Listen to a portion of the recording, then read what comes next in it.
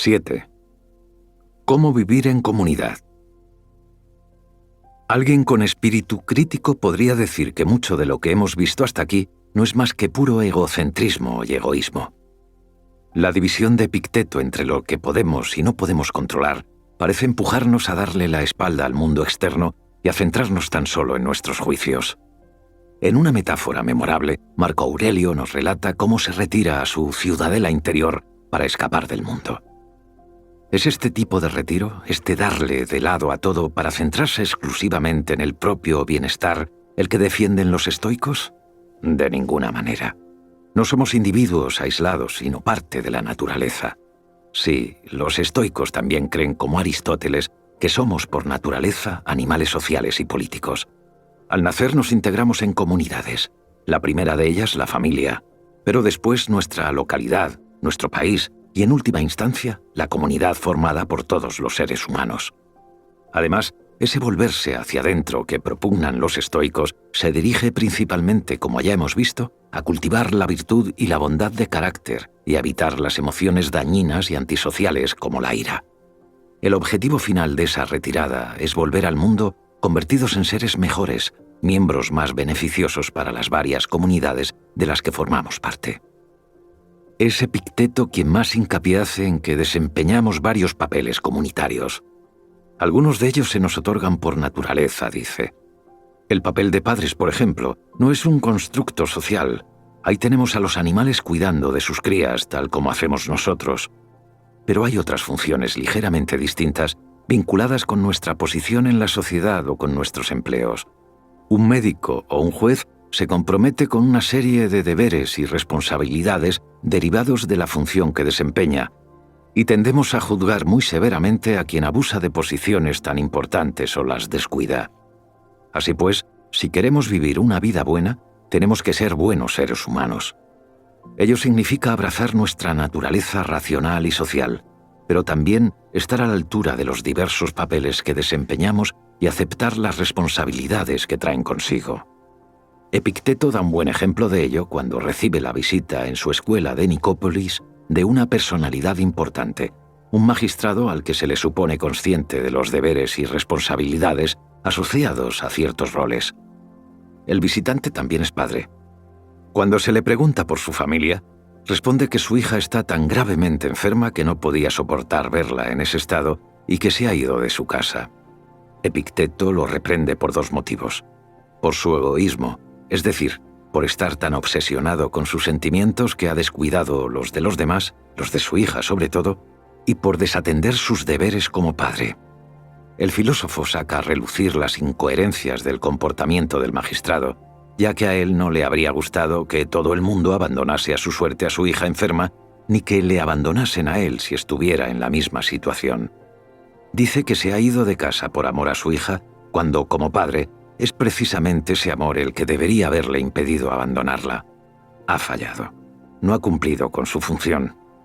Pero deberíamos también pensar con más amplitud, más allá de funciones específicas como la paternidad o la maternidad. Ser conscientes de que formamos parte de una amplísima comunidad de gente, de que somos miembros de la especie humana. ¿Implica esto deberes y responsabilidades? Para los estoicos no cabe duda de que sí. Debemos cuidar de nuestro prójimo, y cuanto más desarrollamos nuestra racionalidad, más cerca estamos de vernos como miembros de una única comunidad humana global. Hierocles, un estoico menos conocido, apenas sabemos nada de él, que vivió también en la época imperial, esbozó en su tratado sobre ética la idea de que cada uno de nosotros es el centro de una serie de círculos que nos conciernen. El primero es el de nuestra familia. El segundo, el de nuestra localidad, y así hasta el último, el que engloba a la humanidad entera. El concepto de cosmopolitismo, que tan moderno parece, lo inventaron los estoicos. Y no significa, conviene señalarlo, descuidar el lugar que ocupas en tu comunidad. En un pasaje famoso, Séneca lo expresa así. Abracemos en nuestro espíritu dos repúblicas, una grande y verdaderamente pública que abarca a los dioses y a los hombres, en la que no podemos fijarnos en esta o aquella esquina, sino que medimos según el sol los límites de nuestra comunidad.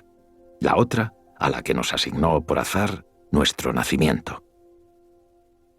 La clave aquí es darse cuenta de que pertenecemos a ambas comunidades y tenemos, por tanto, responsabilidades tanto en nuestro ámbito local como en el de toda la humanidad. También de que estas últimas trascienden las costumbres y las leyes locales. Cuando ambos tipos de responsabilidades entran en conflicto, las últimas, las que conciernen al conjunto de la humanidad, deben prevalecer, pero eso no elimina las primeras. De hecho, los estoicos solían involucrarse en la política de la antigua Roma. En el siglo I de nuestra era, Séneca no fue ni mucho menos el único estoico que Nerón condenó a muerte, ni el único que se enfrentó a varios emperadores. Elvidio Prisco, tribuno, pretor y miembro del Senado, fue uno de ellos.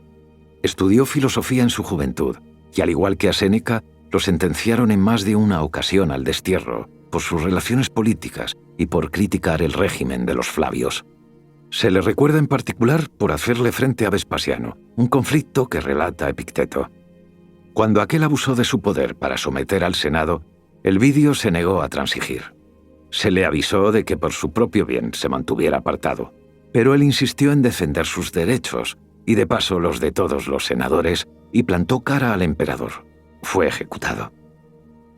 Elvidio estaba dispuesto a morir por sus principios políticos antes que eludir sus responsabilidades como senador y sus deberes para con su comunidad.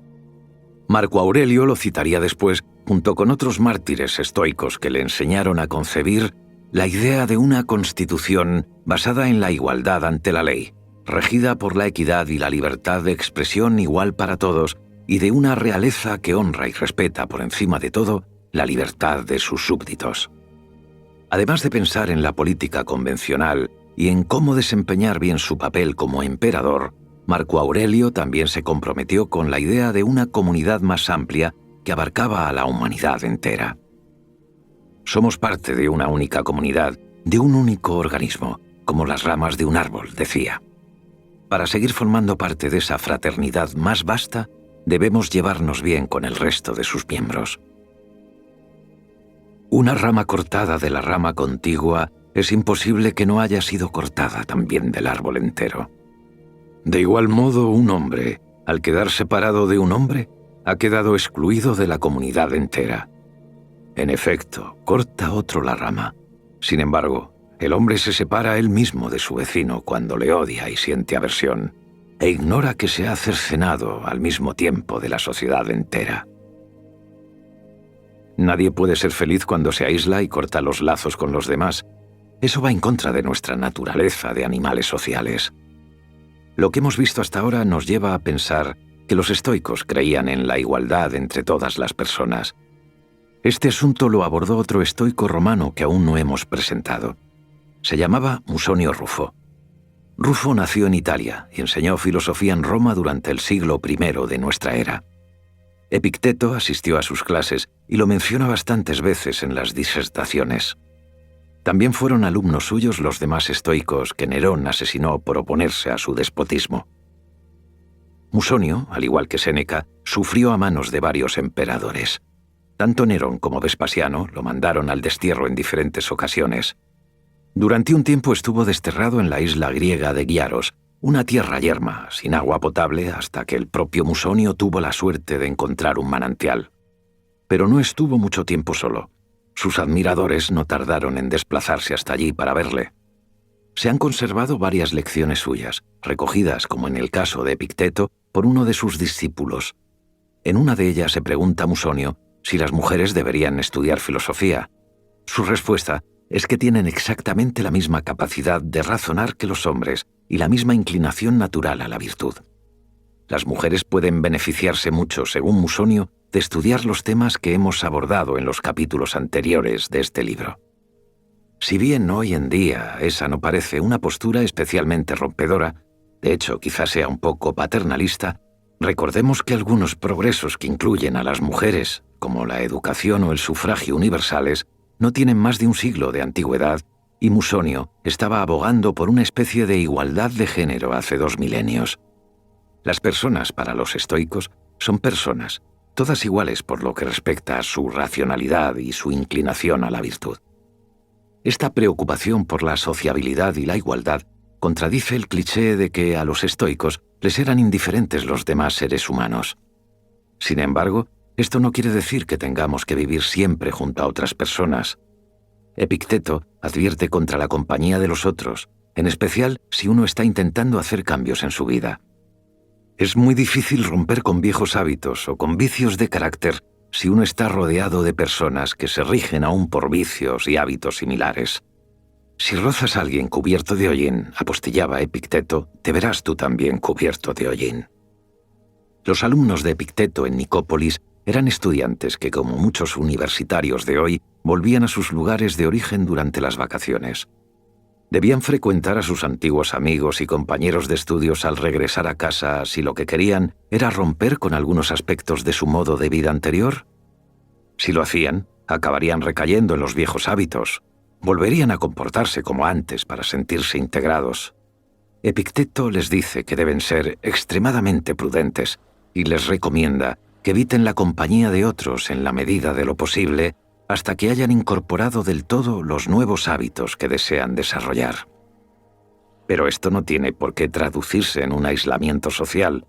Hay ciertas personas que es bueno frecuentar, las que practican la virtud, las que siguen tu misma senda, la gente que comprende y valora lo que estás intentando llevar a cabo. El alcohólico que se está rehabilitando encuentra abrigo y ánimo en su grupo de apoyo y tentación en sus antiguos compañeros de correrías.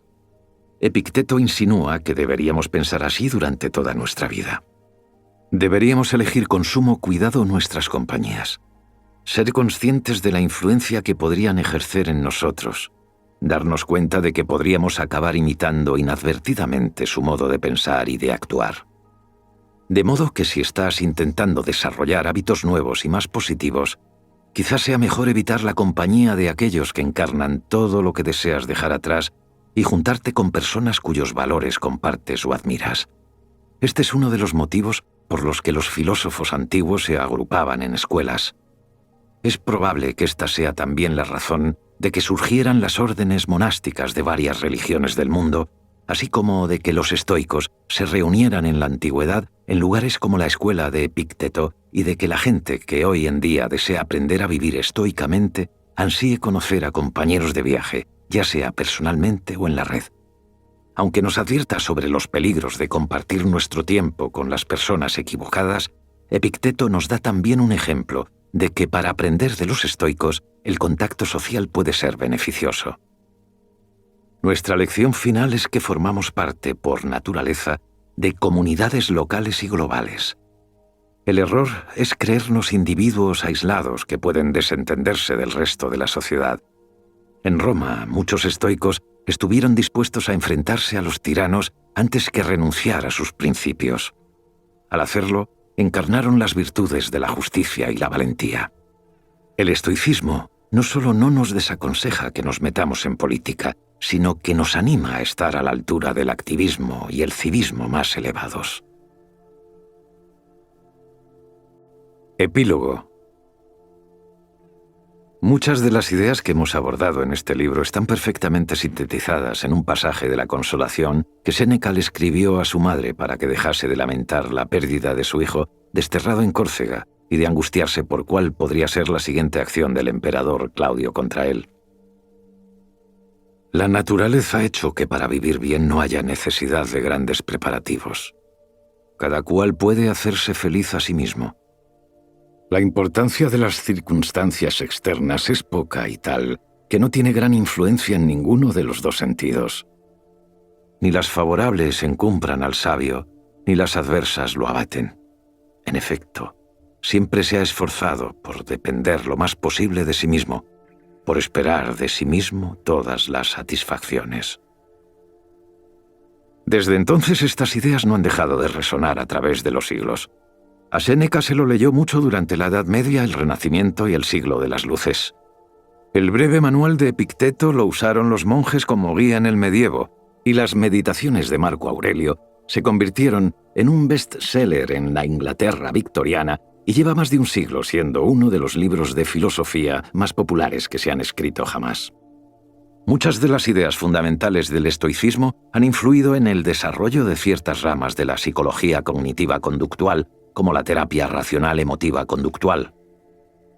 Desde 2012, unas 20.000 personas han participado en un experimento global en la red que consiste en vivir a la manera estoica durante una semana y comprobar si aumenta su bienestar. Los resultados indican que sí. Quienes han seguido el experimento durante más de un mes han sentido un beneficio incluso mayor.